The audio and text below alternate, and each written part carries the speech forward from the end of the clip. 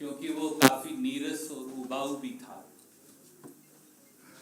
आज हिंदुस्तान के पूर्व वित्त मंत्री, कांग्रेस कार्य समिति के सदस्य माननीय पी चिदम्बरम जी हमारे साथ हैं और वो 2020-21 के बजट और भविष्य की रूपरेखा को लेकर सरकार द्वारा क्या पेश किया गया है, इस पर अपना वक्तव्य रखेंगे और आपके सवालों का जवाब लेंगे।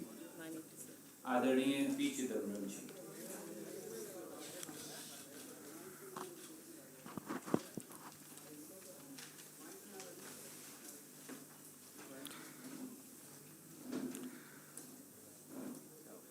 Good afternoon to all of you. I have an opening statement. Copy will be distributed or may have been distributed. Let me read the statement. It will only take 160 minutes. So you'll have to be patient. We've just heard the longest budget speech delivered by a finance minister in recent years. It lasted all of 160 minutes. If therefore all of you are exhausted, as I am, I would not blame you. The only way I can help is by keeping the opening statement brief.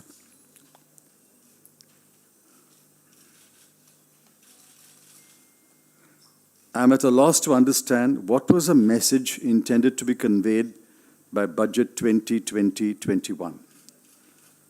I'm also not able to recall any memorable idea or statement in the speech. The takeaway from the budget speech are the following.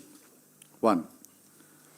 The government has given up on reviving the economy or accelerating the growth rate or promoting private investment or increasing efficiency or creating jobs or winning a greater share of world trade. 2. There were multiple themes, segments, and programs, leaving the listener dazed and confused. It was a laundry list of old, that is, current programs. I'm pretty certain that even the most loyal BJP MP or supporter cannot latch on to any idea or statement in the budget speech and take it to the people. If the ongoing programs have failed the people, how can throwing more, or in some cases less, money into the ongoing programs change anything? 3. The BJP government has been identified with debatable positions like self-reliance, protectionism, control, and aggressive taxation. The budget affirms those positions. The government does not really believe in a market economy, competition, or higher trade intensity. The chief economic advisor must be a very disappointed man. 4. The government is in complete denial that the economy faces a grave macroeconomic challenge and the growth rate has declined in 6 successive quarters. There is nothing in the budget that leads us to believe that growth will revive in 2020-21. The claim of 6 to 6.5% growth next year is astonishing and even irresponsible. 5. The Indian economy is demand-constrained and investment-starved. The FM has not acknowledged these two challenges, and that is a pity. Consequently, she has proposed no measures or solutions to those two challenges. If the twin challenges remain, the economy will not turn around and there will be no relief to the millions of poor and the middle class. 6. Food subsidy has been reduced. Fertilizer subsidy has been reduced. The petroleum subsidy has been marginally increased because of anticipated increase in oil prices. It appears that the people will not get any relief on the price front. Please remember that CPI inflation is over 7% and food inflation is over 10%. 7. The finance minister failed miserably on marksmanship.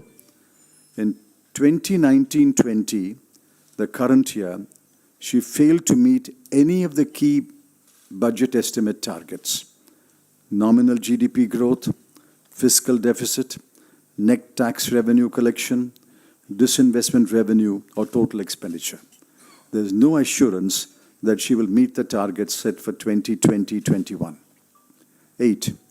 The government does not believe in reforms, and certainly not in structural reforms.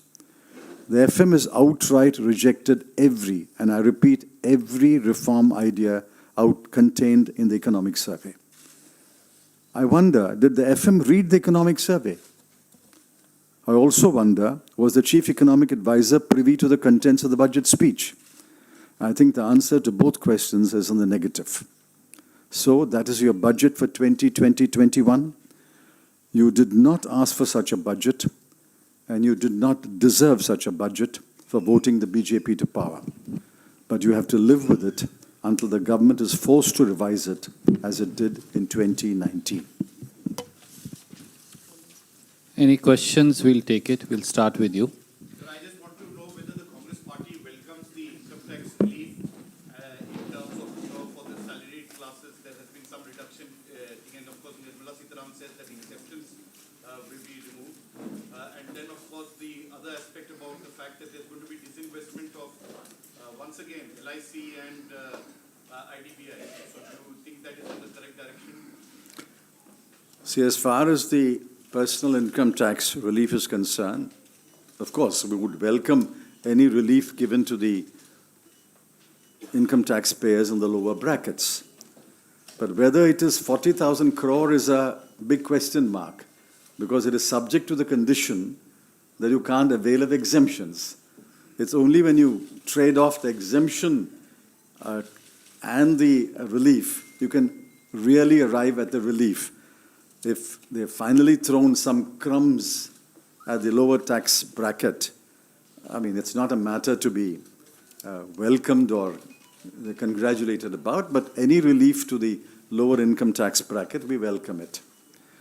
As far as IDBI is concerned, that was a decision taken last year. So it's not a new decision, so I don't have to make a new comment on that. As far as LIC is concerned, it's highly debatable.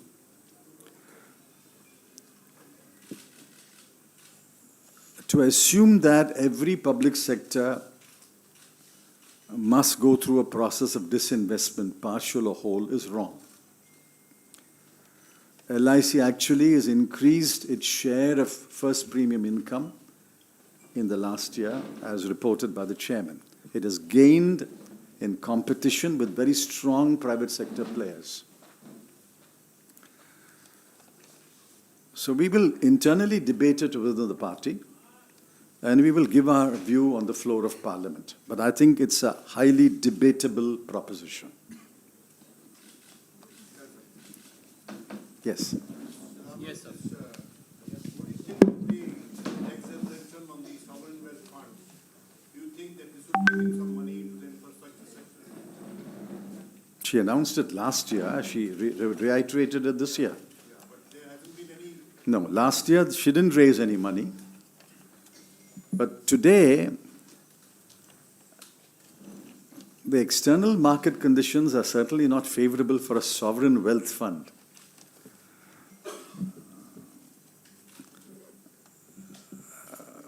If the world economy is going to slow down and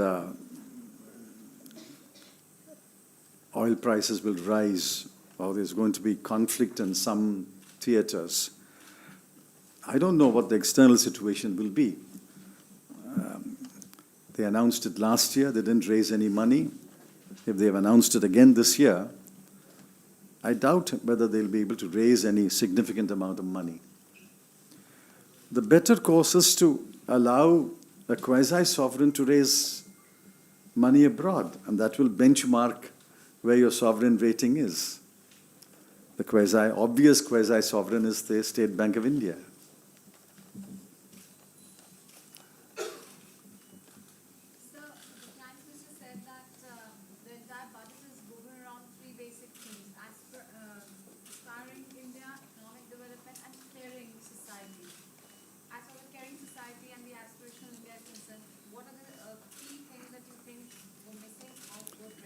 Well, I think you stopped counting at 3. I had 3, and under each one of the 3, there were some numbers, and under each one of those numbers, there were some other numbers. So if you multiplied, I think it came to close to 100. I think she lost count somewhere along her speech. I lost count midway in her speech. How do you call it a budget for caring society? I've just given you food subsidy has been reduced. Fertilizer subsidy has been reduced. We have to get into the details to find out what is the allocation for specific programs that are targeted at midday meal scheme also. The RE is less and the BE is at the same level as last year. PM Kisan, the RE is less, the PE is the same as last year. So I think this talk about caring society is more words than deeds.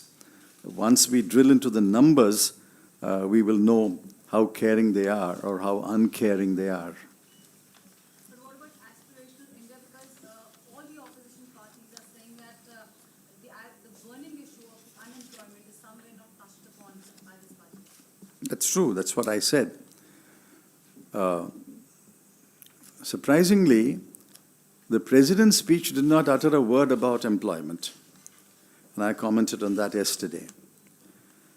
The Economic Survey has a chapter on employment, but it makes this extraordinary claim that new firm registrations have increased 12.2% in the 5-year period of the BJP government. And every 10% increase has boosted GDP by 1.8%. Now, where are these firms? Are they on another planet or are they in India? I mean, I travel around. I don't see any firms. All I can hear is stories about firms closing down, not firms starting. I think this budget has also done nothing to create jobs. The 3 job-creating sectors are mining, construction, and manufacturing. Now tell me anything in this budget, which gives a boost to mining, construction, or manufacturing. There's nothing for mining, construction, or manufacturing. So these are the 3 job-creating sectors. So on a scale of 10, how would you rate this budget? How many marks are you going to give to Nirmala Sitharaman? 10 has got a 1 or a 0. You can pick either a number.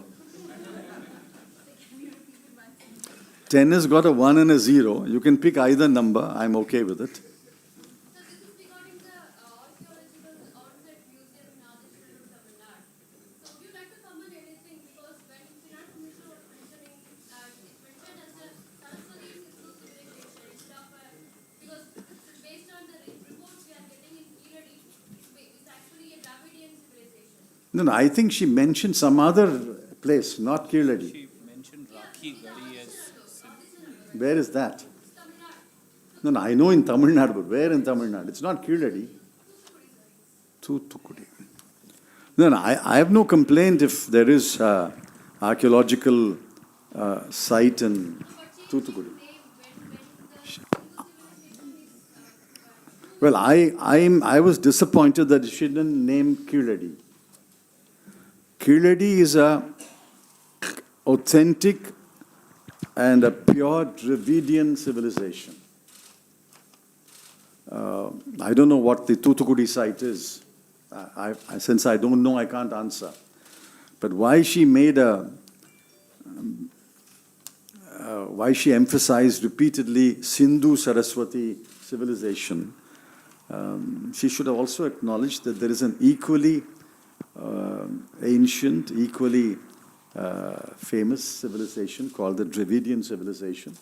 And there is huge amount of evidence that has been excavated at Kirladi. In this budget, the dividend distribution tax has been abolished. Do you see that as a situation? No, I don't. You see, you can have 2 views on DDT. But undoubtedly, it is one of the most efficient taxes levied by the government of India. There is no scope for evasion in a DDT. So every pie that is collectible as tax on dividend will be collected. Now today, they've abolished DDT, obviously as a sop to corporates, especially foreign corporates. And now they'll have to go after the recipient of the dividend to collect the tax. Now, whether they succeed in collecting all the taxes is a moot point, but I'm pretty certain there will be a loss of revenue in substituting DDT by the traditional tax on dividends. Sir, Government of India made a huge allocation for 2 new UTs, one Ladakh and Jammu Kashmir, the second one. It's around 36,000 crore. So how do you see and what would you like to comment? Money is no substitute for freedom. What the people of Jammu, Kashmir and Ladakh require is freedom. What the people of the Kashmir Valley require is restoration of their human rights. Only a free society, people breathing free air, can enjoy the fruits of development and participate in the development process. Money is no substitute for freedom. If they think that they can take away freedom and substitute it by money, they are completely wrong. I will restore freedom first and then give money. What fiscal deficit is 3.8 instead of 3.3, and even the next year she has now put it only to 3.5. So Which means they are no longer on the fiscal consolidation path. This government has given up on fiscal consolidation. I'm sorry to say that, but every analyst around the world, every investor will take note of this fact that this government has given up on fiscal consolidation. 3.8 is also not counting the off-budget items, and 3.5 is also not counting the off-budget items. And after borrowing an additional 69,000 crore rupees, they still don't meet their total expenditure target. So where did this money go? We'll have to drill into the numbers to find out where this money actually went. Depositor insurance coverage has been increased. Now, does one celebrate or reflect more that it seems that our savings in the banks may not necessarily be safe? Because Well, they've increased it to 5 lakhs.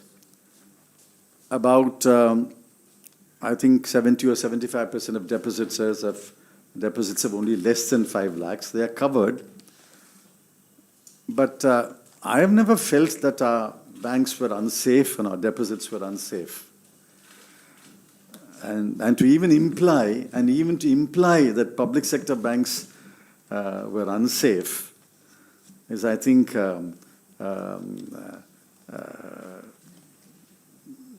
unnecessarily dragging them into a controversy. I think the correct approach is to ensure that the regulator ensures that every bank has adequate capital adequacy. They meet capital adequacy ratios, meet solvency ratios, meet the reserve ratios. If all these ratios are met, there is no reason to assume that the deposits are unsafe. So capital adequacy ratio, solvency ratio, and the reserve ratio, if they are met, I wouldn't worry about deposit insurance. But since they have given deposit insurance, well, we take it, we accept it. Sir, my question is, do you think new tax charter will really address the issue of tax terrorism, What new tax charter? which the government is going to bring? Oh, they're going to make one. Yeah, exactly. When they make, Finance minister made a focus on that. well, why was the charter necessary? The charter was necessary because in the last 6 years, they gave extraordinary powers to the lowest official in every department. Income tax, excise, DRI, ED. The lowest official was given extraordinary powers, and they criminalized most laws. Now she's talking about decriminalizing the laws. She's talking about have a charter. Now, you invited this trouble. They're now trying to unscramble a scrambled egg. Let's see how much they succeed. But I think the message has gone across the country that under this government, every department of government with investigative powers is a tool of oppression, is a tool of extortion, and a tool of harassment. Thank you. Done? Sir, one last question. Can we first take it from him? He hasn't answered. Sensex पे sir अभी You want to say something in Hindi? You will. Yes. Sensex में इस तरह की गिरावट आई है अभी तक के मोदी सरकार के जितने बजट है उसमें सबसे ज्यादा गिरावट 2.5% के आसपास आज देखने को मिली उसको कैसे देखते हैं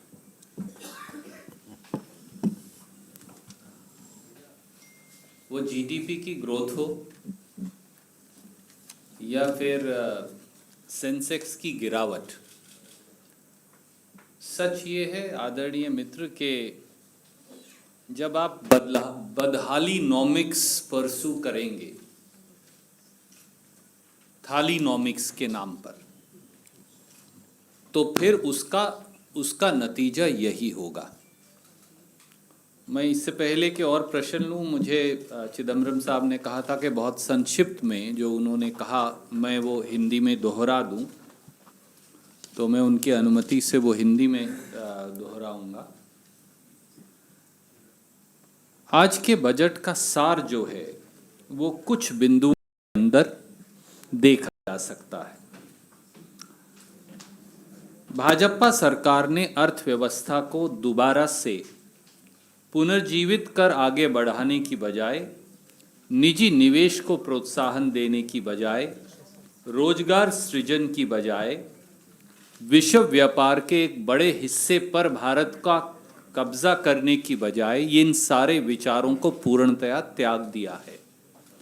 बजट में निजी निवेश का प्रोत्साहन, रोजगार, युवा, विकास दर, स्किल्स यानी दक्षता बढ़ाने, इस प्रकार का कोई विचार वित्त मंत्री ने नहीं दिया।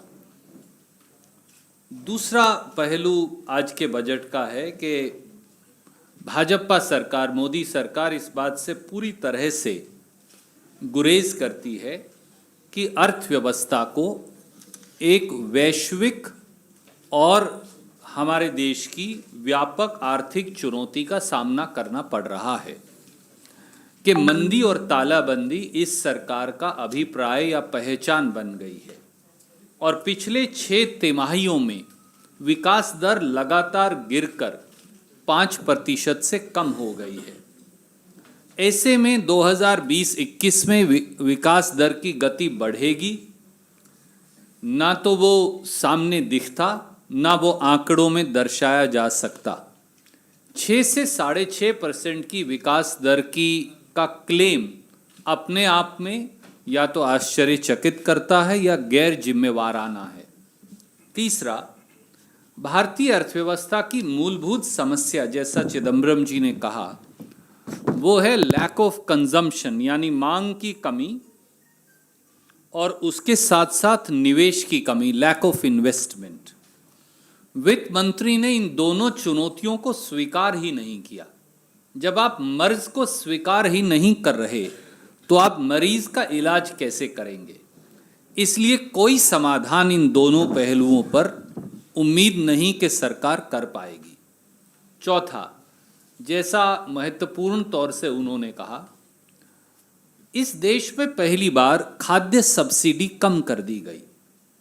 वो आंकड़ा जो अब मौजूद है, पिछले साल खाद्य सब्सिडी 1,84,000 करोड़ रुपया थी। इस साल वित्त मंत्री ने 1,15,000 करोड़ रुपया खाद्य सब्सिडी प्रपोज की है। यानी देश के गरीब की थाली में जो खाना जाना है, खाद्य सुरक्षा कानून में जो खाना जाना है, देश के किसान की फसल की खरीदी का जो पैसा है, उसमें 68,650 करोड़ की कटौती कर दी गई है। ये इस सरकार का नजरिया है। इसी प्रकार से उर्वरक यानी खाद, किसान के खाद की सब्सिडी भी कम कर दी गई। पिछले साल ये 79,996 करोड़ थी और इस साल घटकर 71,309 करोड़ रह गई। 8,687 करोड़ किसान के खाद की सब्सिडी को मौजूदा सरकार ने इस बजट में काट दिया। न आय दुगनी हुई, 75% किसानों को पीएम किसान योजना का लाभ नहीं मिला, प्रधानमंत्री फसल बीमा योजना प्राइवेट बीमा कंपनी मुनाफा योजना बन गई और अब आपने किसान की खाद्य सब्सिडी 68,000 रुपया काट ली और लगभग 9,000 करोड़ रुपया किसान के खाद की सब्सिडी काट दी। तो ये बजट गरीब के ऊपर एक गहरा प्रहार करने वाला है। और आखिरी उन्होंने जो कहा, बहुत संक्षिप्त में अगर मैं ये कहूं कि ये सरकार आर्थिक सुधारों में विश्वास नहीं करती। एक तरफ से संविधान पर राजनीतिक हमला बोलती है, प्रजातंत्र को पंगु बनाने का प्रयास करती है, संवैधानिक अधिकारों को पांव के तले रौंदती है और दूसरी तरफ आर्थिक चुनौतियों का सामना करने से गुरेज करती है। ऐसे में ऐसी सरकार जो ना संरचनात्मक सुधार चाहती और ना आर्थिक सुधार चाहती, ऐसे वित्त मंत्री और सरकार से आप उम्मीद ही क्या कर सकते हैं। इसलिए ये बजट हर पायदान पर फेल साबित हुआ है। Any other questions? Then Chidambaram ji will be happy to take, and let that be the last. The question is that there was a lot of Kashmiri poetry also which was recited. And one of the Kashmiri MP, the MP from Kashmir, Dr. Farooq Abdullah was there, where the opposition has said that he should be brought back. What to make of the situation? See, all these weak and hypocritical attempts to appease the Kashmiri people will not succeed. What they need is freedom.